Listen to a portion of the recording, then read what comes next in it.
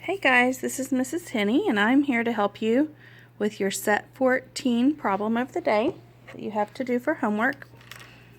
And you can see that the first problem that we did yesterday is going to help you with this problem. So let's just go back to what we need to know about UPS check. We know that to understand the problem, we have to read the problem. So hopefully you've read that problem about Kyler. And then we're going to go to the next step, and it says, what am I looking for? And with that, we're going to go to the question and bracket it. And it says, how much change did he receive? So what I'm looking for is the change. So I'm going to put a question mark right there by change and circle it. And then next to my question mark, I'm going to say change, because that's what I don't know. You could even put change received if you wanted to. Okay, and then the next step says, what do I know? Well, let's go see what we know. We know he bought a TV and a microwave, and then he gave the clerk $900. Now, yesterday we found out that the microwave and the TV together cost $877, and that's actually our hidden question for this, because this is a two-step problem, but we already did the first step with our Monday night homework. So, one thing that we know is that for the TV and microwave together, the TV and the microwave cost $877.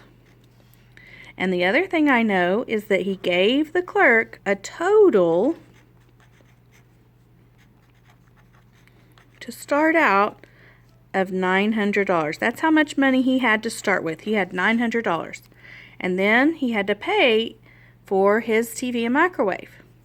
Okay, so when we're going to draw a strip diagram for this one, we're going to look at our strip diagrams that we have here, and we will know that we started out with a total of $900, and then we spent $877, almost all of it, but not quite. And so this little part here is what we have left. Okay, this is what we started with. This is what we spent. This is what we have left.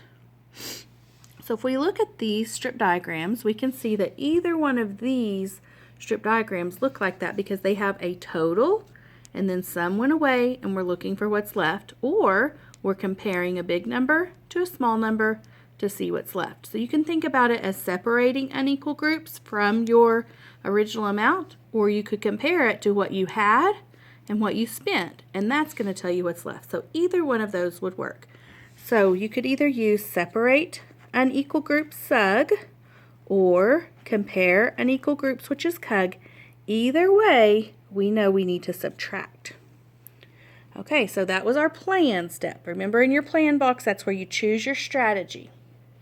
Now we're going to go to our solve box, and that's where we actually work it out. So you can use any strategy you want to with blocks, or you could do it with traditional. I'm going to do it traditional. And when we have zeros with traditional, it gets a little tricky, so I'm going to help you through that. We know we can't take 7 from 0. So we need to regroup, but we can't regroup there because there's still just a 0. So we've got to regroup again, go next door to this guy and borrow 100 from him. So he now becomes an 8, and then that gives him 10. And now we can regroup. So I can change this from a 0 to a 10, but I'm borrowing or taking away from him one group, so he becomes a 9. So now I have 10 minus 7 is 3, 9 minus 7 is 2. So my change would be $23. We'll show you a little shortcut. If you wanted to do this, when you have it lots of zeros like this, you could say, okay, I can't borrow from him. I'm going to have to borrow from him. So just to save you a step, you can say, what's 1 less than 90? And that would be 89. which would give him 10, and that's the only regrouping you would have to do. So 10 minus 7 is 3, 9 minus 7 is 2, and you get the same answer. Okay, to check subtraction, we use the magic box. So here's our magic box, and we're going to do the add check. So we have 877 plus 23, and we get 900, which is what we started with, so therefore that checks out. Okay, and then the other thing we need to do with subtraction is to check for reasonableness.